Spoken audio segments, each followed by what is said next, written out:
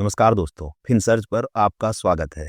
Reliance industries का तिमाही मुनाफा उम्मीद से बेहतर रहा, जिसकी बड़ी वजह इसकी ऑयल टू केमिकल यानी तेल से रसायन यूनिट में सुधार और उपभोक्ताओं से जुड़ी अन्य यूनिट्स का अच्छा प्रदर्शन रहा। मार्च 2025 की तिमाही में रिलायंस का शुद्ध मुनाफा 19,410 करोड़ रुपए यानी करीब 2.3 अरब डॉलर रहा, जो पिछले साल की इसी तिमाही से 2.4% ज़्यादा है और विश्लेषकों के अनुमान से अधिक है। कुल कमाई 2,65,000 करोड़ रुपए रही, जिसमें सबसे ज़्यादा हिस्सा यानी 50% से ज़्यादा हिस्सा ऑयल टू केमिकल बिजनेस से आया। ऑयल टू केमिकल से कमाई में 15% बढ़ोतरी होकर 1,65,000 करोड़ रुपए रही। पूरे साल में ऑयल टू केमिकल से रिकॉर्ड 80.5 मिलियन मीट्रिक टन का उत्पादन हुआ। रिलायंस रिटेल में 16% की बढ़ोतरी हुई। डिजिटल सेवाओं जैसे जियो में 18% की बढ़ोतरी हुई। कमजोर बाजार और कीमतों के बावजूद कंपनी ने लागत को कम कर मुनाफे को बेहतर बनाए रखा। रिलायंस की जामनगर रिफाइनरी दुनिया की सबसे बड़ी रिफाइनरी है। ऊर्जा बिजनेस का प्रदर्शन कैसा रहा? ऊर्जा मार्केट में उतार चढ़ाव के बावजूद कंपनी ने अच्छा काम किया। अक्षय ऊर्जा यानी रिन्यूएबल एनर्जी और बैटरी प्रोजेक्ट्स जल्द ही शुरू होने वाले हैं। कंपनी ने सोलर पैनल बनाने की पहली लाइन शुरू कर दी है। अमेरिका के टैरिफ फैसलों से रिलायंस को फायदा हो सकता है, क्योंकि इससे अमेरिका का तेल और गैस ज़्यादा उपलब्ध होगा। टेक्सटाइल इंडस्ट्री को भी फायदा मिल सकता है अगर अमेरिका चीन से आयात कम करता है। रिलायंस के नए बिजनेस और भविष्य की योजनाएं कैसी हैं? रिलायंस अब मीडिया, नई ऊर्जा यानी न्यू एनर्जी और आर्टिफिशियल इंटेलिजेंस यानी एआई आधारित डाटा सेंटर्स जैसे क्षेत्रों में भी आगे बढ़ रही है और 2025-26 में कंपनी को कई अलग अलग रास्तों से ग्रोथ मिलने की उम्मीद है। रिलायंस के रिटेल बिजनेस की जानकारी भी ले लेते हैं।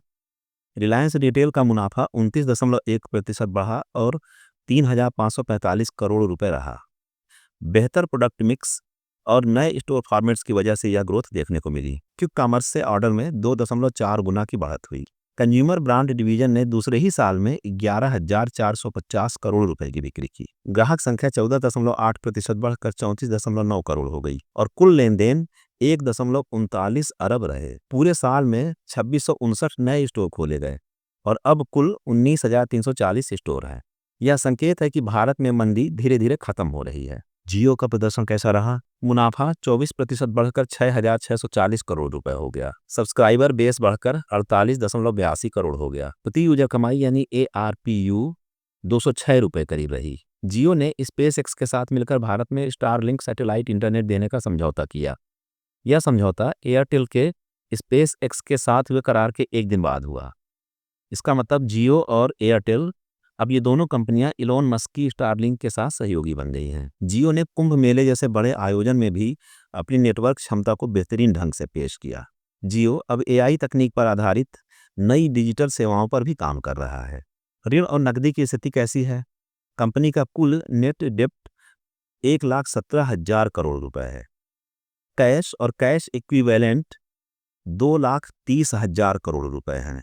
कंपनी रुपए 25,000 करोड़ डिबेंचर्स को निजी तरीके से जारी करके जुटाने वाली है। कंपनी ने फाइनेंशियल ईयर 2025 के लिए हर शेयर पर 5.5 रुपए का डिविडेंड देने का ऐलान किया है।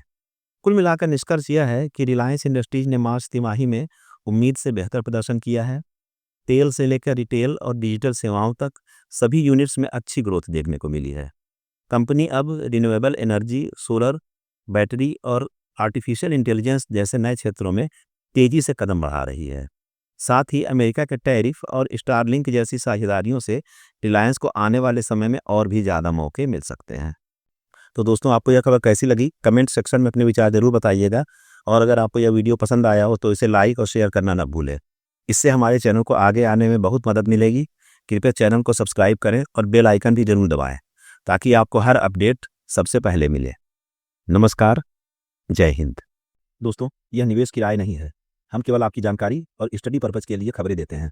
किसी भी स्टॉक में निवेश से पहले अपने फाइनेंशियल एडवाइजर की राय जरूर लें।